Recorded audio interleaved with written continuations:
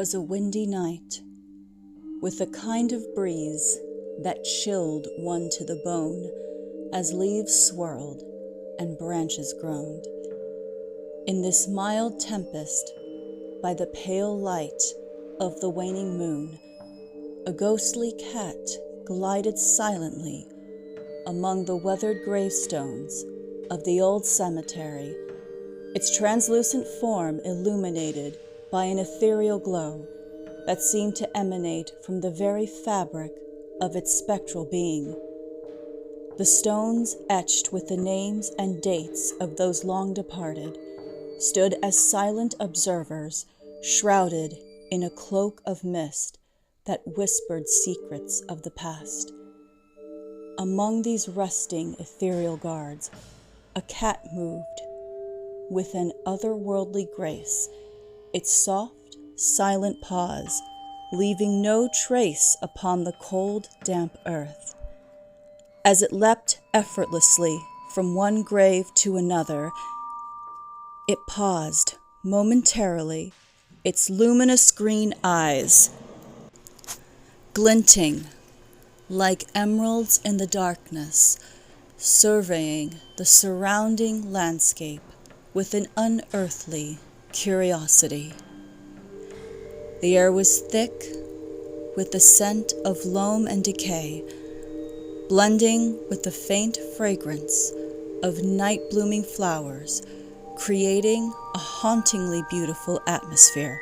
Hey there, so I hope you enjoyed that excerpt of The Silent Sentinel. It's actually written by a friend of mine, Andrea Dean Van Scoyoc, and she actually has it available in ebook form. It's a short story, but she has it available in ebook form, and it's available at her website, which I will leave you a link in the description below.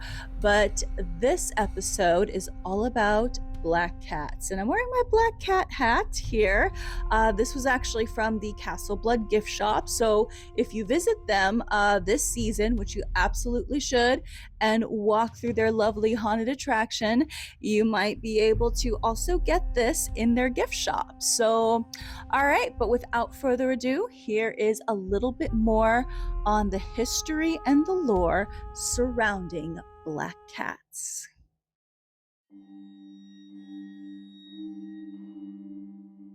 So this episode is also going to be on the Bonfires and Castles podcast, as well as my 31 Days of Halloween at my After Hours channel. So, black cats.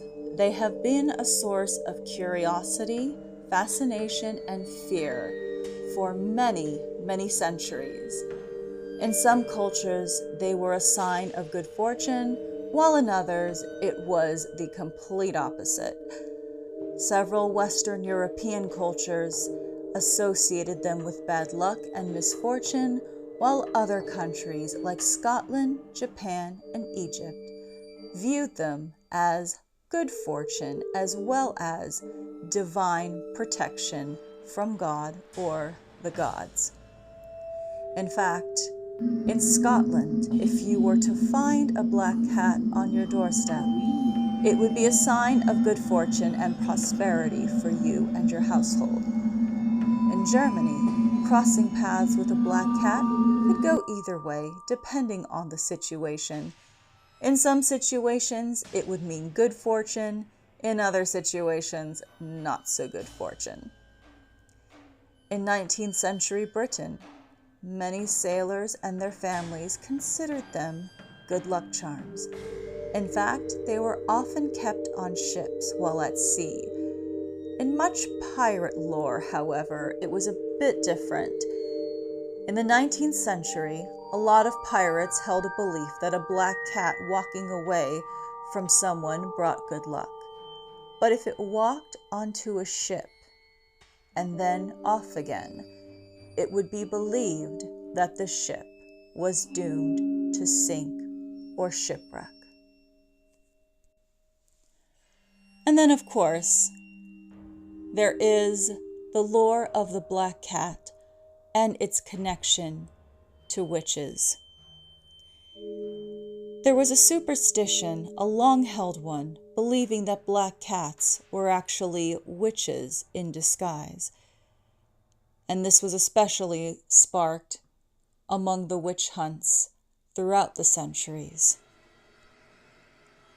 Where in Egypt, the black cats were said to be sent from the gods, and in Scotland, they were said to be good fortune if they were happened upon your doorstep. It was a little bit of a different story in other parts of Europe. Black cats becoming equated with black magic and witchcraft came about during the Middle Ages.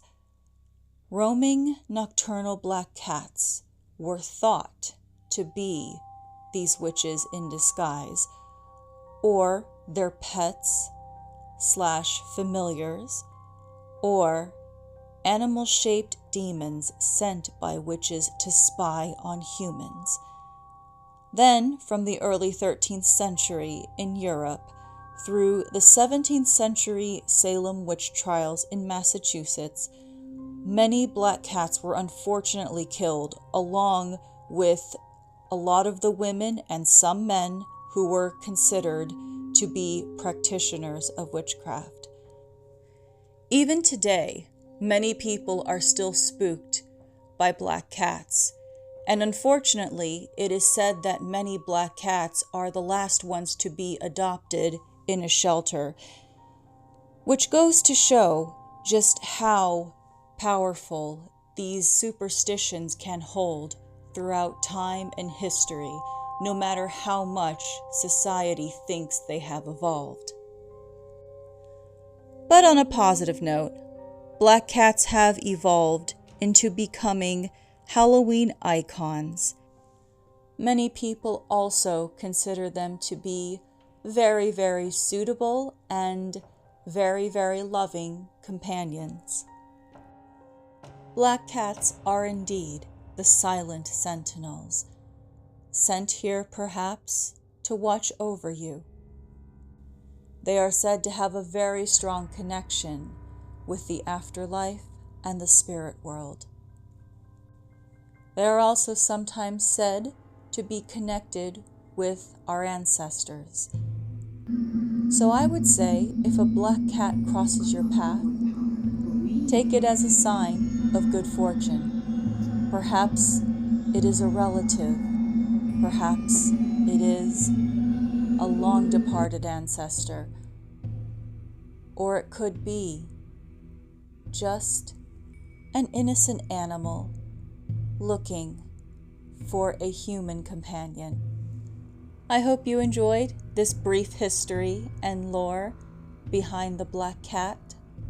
And this is the Bonfires and Castles podcast, as well as my After Hours channel, 31 Days of Halloween. Thank you so much for listening. Be safe out there, and I will see you next time in the next video.